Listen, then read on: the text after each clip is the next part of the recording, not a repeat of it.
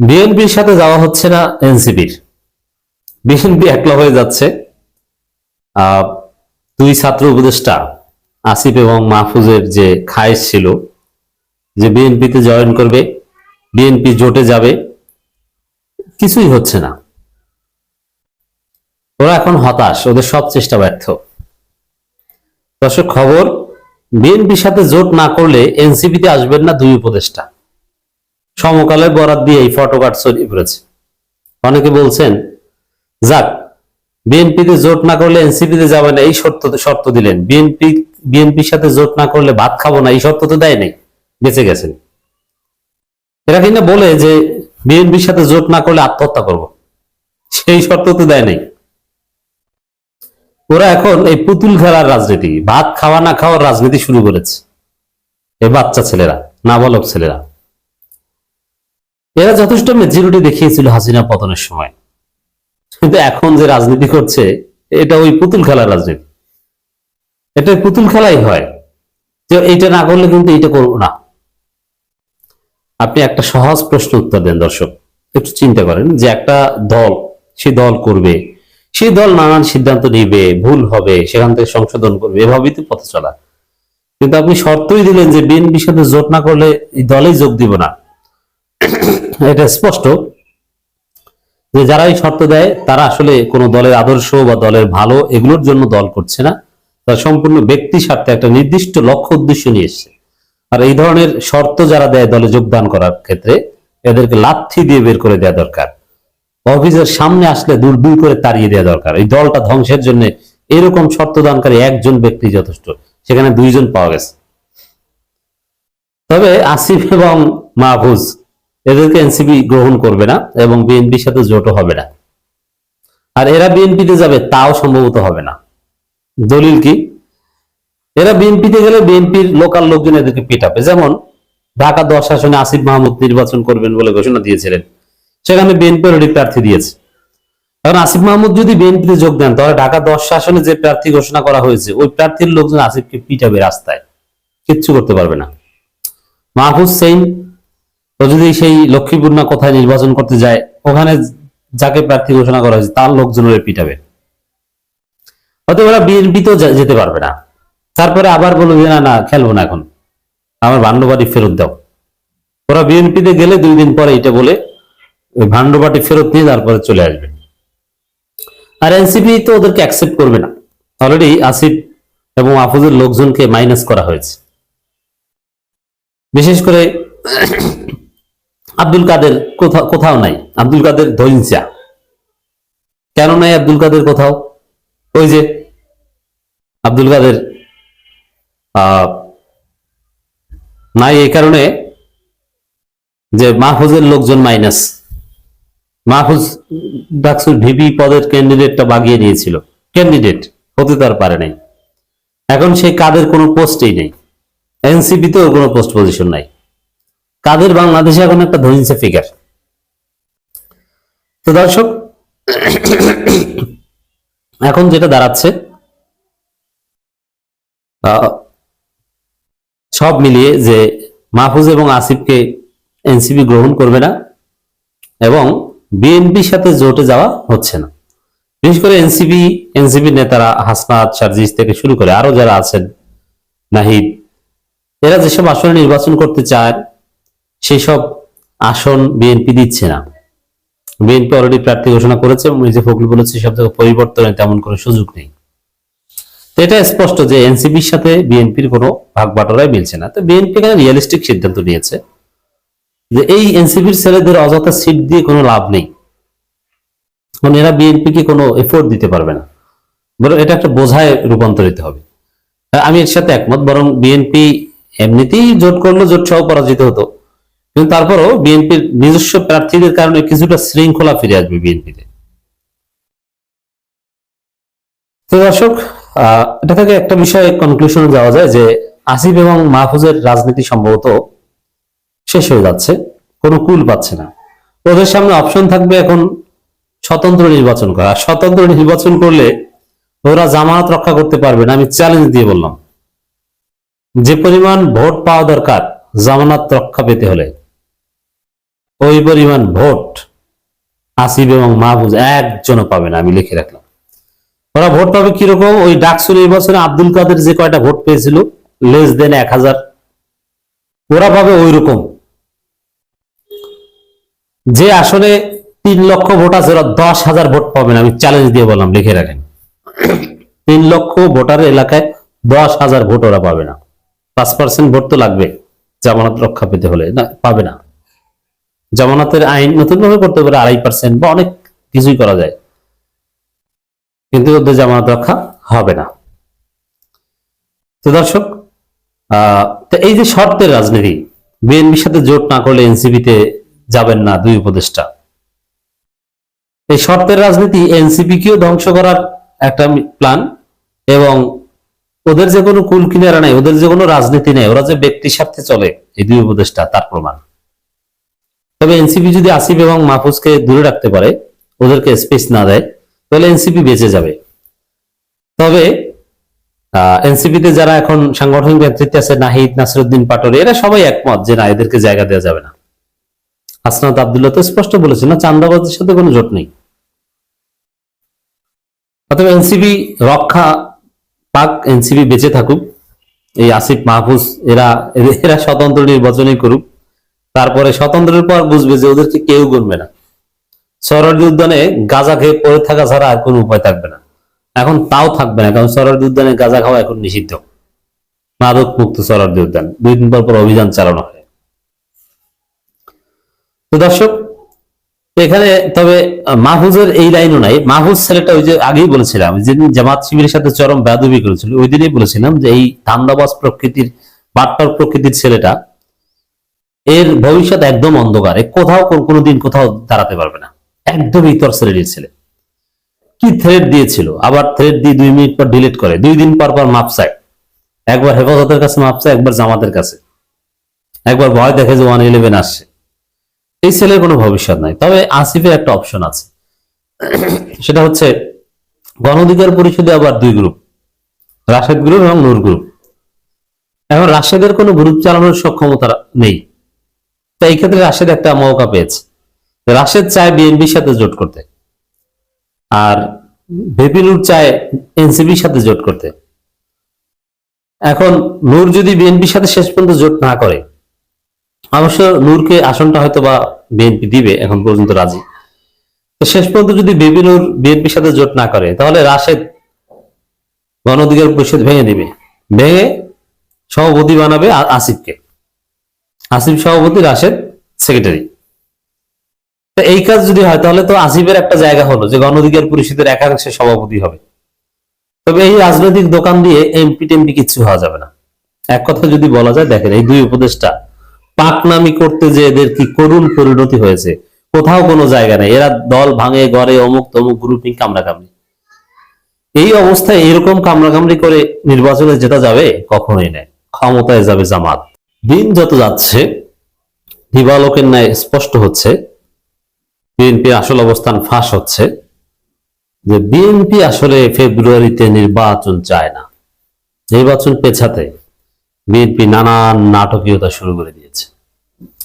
আমি বলেছি কমপক্ষে 1.5 মাস আগে, আমি এখানে আমার 2টা সুপ্রিমেসির কথা প্রচার করি।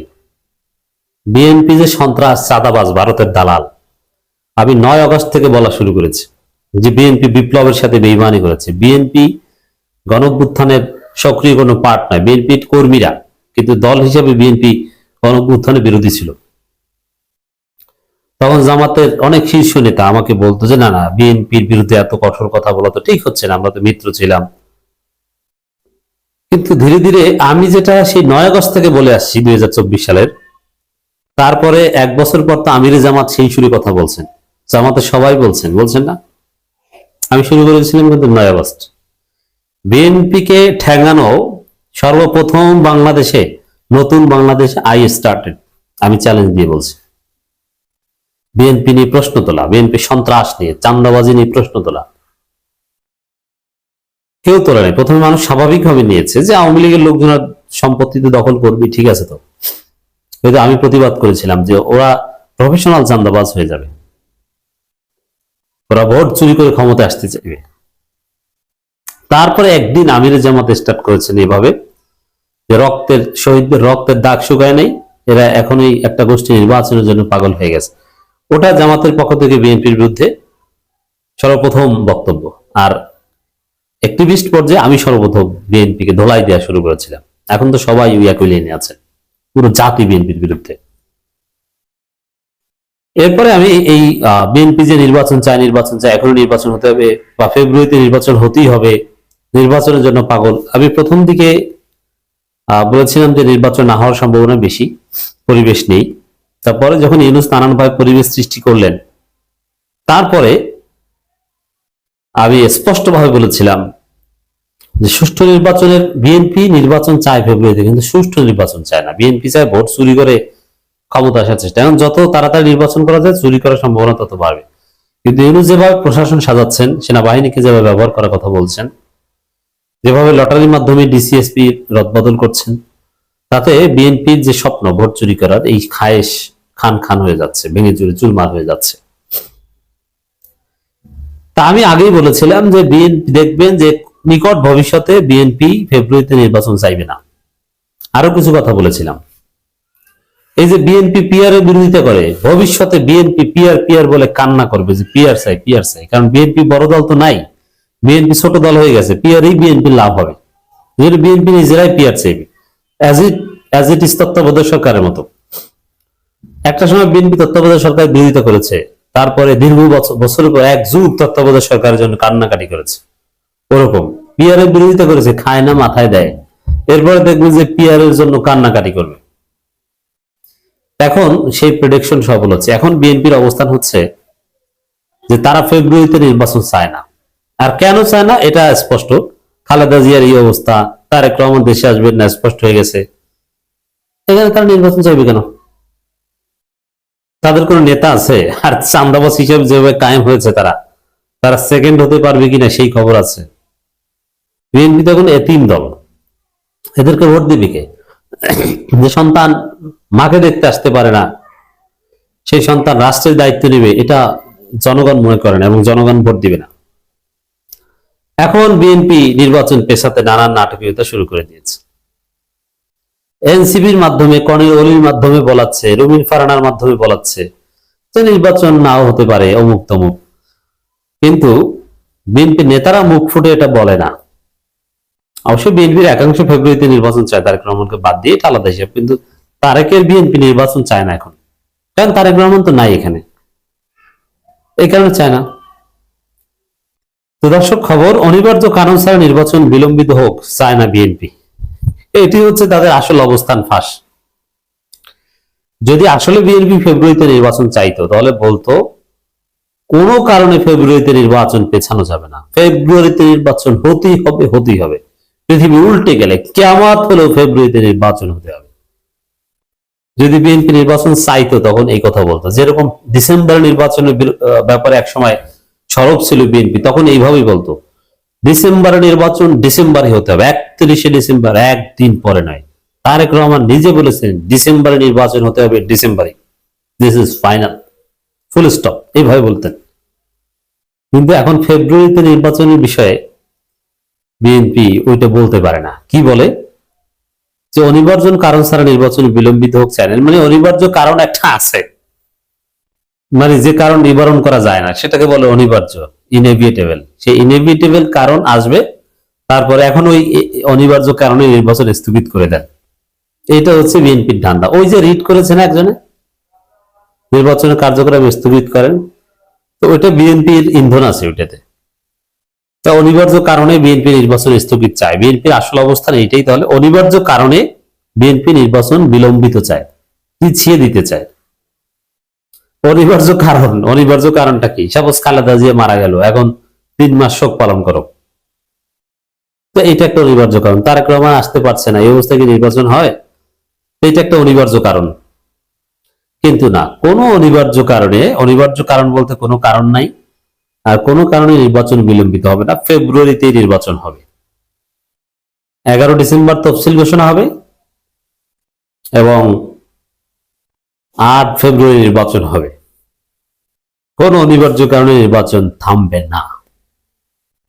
এবং বিএনপি নাকে খত দিয়ে তারেক রহমানকে বাদ দিয়ে নির্বাচনে অংশগ্রহণ করবে এবং ডাকসুর মতো পরাজিত হবে, এবং যারা ক্ষমতা আসবে তাদেরকে মেনে নিতে হবে, কিচ্ছু করতে পারবে না।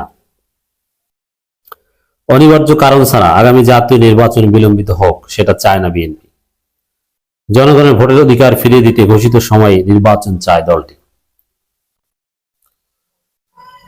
তো ওই যে জনগণের ঘোষিত সময় নির্বাচন চায়, অমুক তমুক, এগুলো হচ্ছে সব উপরের লেভেল ভাওতাবাজি। আসল কথা হচ্ছে অনিবার্য কারণ। মূল খেলাটা বিএনপির অনিবার্য কারণ।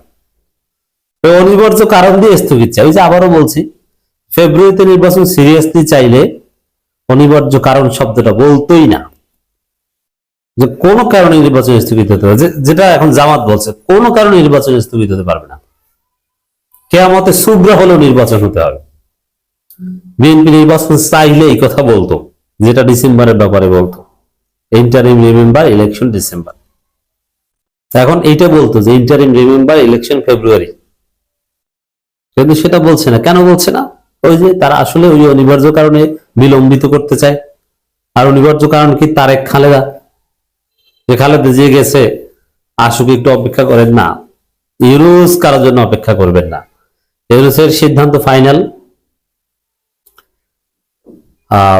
নির্বাচন কমিশন ঠিক করে ফেলেছে 11 ডিসেম্বর জাতির উদ্দেশ্যে ভাষণ দিয়ে নির্বাচন কমিশনার সিইসি তারা তফসিল ঘোষণা করে এবং 8 ফেব্রুয়ারি নির্বাচন হবে। অতএব অনিবার্য কারণ আর আসবে না। অসম্ভবকে সম্ভব করতে যে বিএনপিতে বিরাট ঘটনা ঘটে গেছে, বিএনপি কঠিন পরিস্থিতিতে পড়েছে। কি ঘটেছে দর্শক আপনাদেরকে দেখাবো। এখন অসম্ভবকে সম্ভব করতে পারাটা এটা কি? আবার একটা সহজ উদাহরণ দিই, মনে রাখবেন।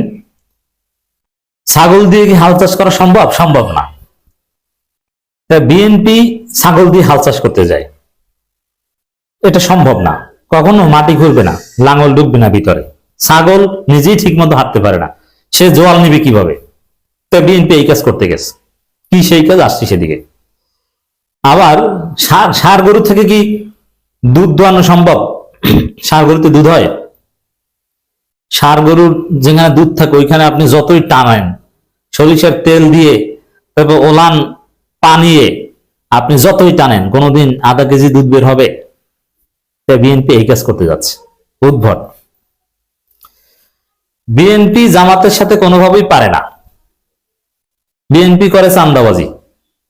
এখন জামাতকে ধর্মীয়ভাবে ডিমোরালাইজ করতে চায় বিএনপি। কি? যে জামাত মওদুদুল ইসলাম। আচ্ছা, একটা সহজ হিসাব বুঝেন আপনি। জামাত মওদুদুল ইসলাম, এটা বিএনপি কিয়ামত পর্যন্ত জিকির করলেও এই কথার কোনো ভ্যালু আছে? কে বলছে জামাত মওদুদুল ইসলাম? দাড়ি চাচা মোসলা শহীদুদ্দিন চৌধুরী এনি। কে বলছে? ক্লিন শেপ মির্জা ফখরুল শরিয়া আইনে বিশ্বাসী না, বলছে ক্লিন শেপ সালাউদ্দিন। এরা মওদুদীকে এটি তো বলতে পারে না। তাওহীদুল হাকিমিয়া কি এরা কিয়ামত পর্যন্ত চেষ্টা করলে 2 লাইন বলতে পারবে? মওদুদীর সমস্যাটা কি? আকীদা অর্থ কি? ফিকহুল আকবার অর্থ কি? ফিকহুল আসগর মানে কি? এরা কিছু বুঝায়? এরা জামাতের বিরুদ্ধে কোনোভাবে ন্যারেটিভ নির্মাণ করতে না পেরে জামাতকে ধর্মীয়ভাবে ডিমোরালাইজ করার ন্যারেটিভ নির্মাণ করার চেষ্টা করছে। এটা হাস্যকর। এটাই হচ্ছে অসম্ভবকে সম্ভব করা। এখন জামাত মওদুদুল ইসলাম না, ভণ্ড ইসলাম না, ভালো ইসলাম না, মদিনার ইসলাম, এটা চরমনাই, হেফাজত বা কওমি আলেম ওলামারা, আহলে হাদিস এরা কিছুটা পারবে, কিছুটা পেরেছে। যদিও বাংলাদেশের, দক্ষিণ এশিয়ার